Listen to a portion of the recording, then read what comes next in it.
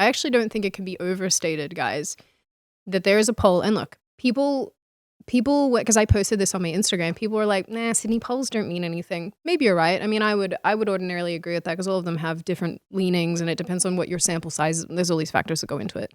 But if you think about it, right, if a portion of that is true and nearly 50% of Democrats, whatever that is in the grand scheme of however many people are in the country, if 50%, and this is in America, where you could argue that freedom is one of the most fundamental principles of this country, even if it is being eroded, even if it is, fading away day by day and people are undermining it and subverting it, you could still argue that in the American context, freedom is one of the most important factors and one of the things that people constantly point to as a, defining thing about this country that everyone looks to.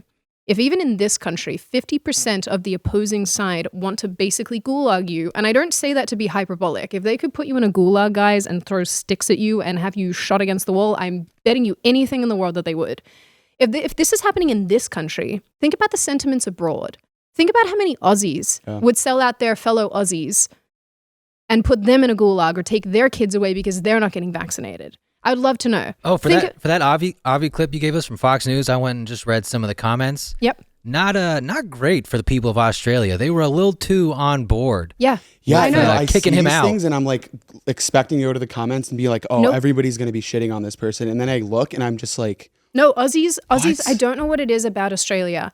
And it breaks my heart because this is why I get so emotional when I talk about it, because Australia, it's my home, right? And cutting the tie to that is something I don't want to have to ever do. But I think on an emotional level, I kind of have to because, and I know a lot of other Aussies feel like this. My family feels like this. Avi feels like this. I can't even tell you how many Australians I know who are right-leaning or, very conservative or somewhere on the right who feel like this, who really, really value freedom and they watch it being eroded in front of them and they watch their own population being gaslit. And the thing that sucks so bad is I'm not surprised by any of this because this is part of the reason I left.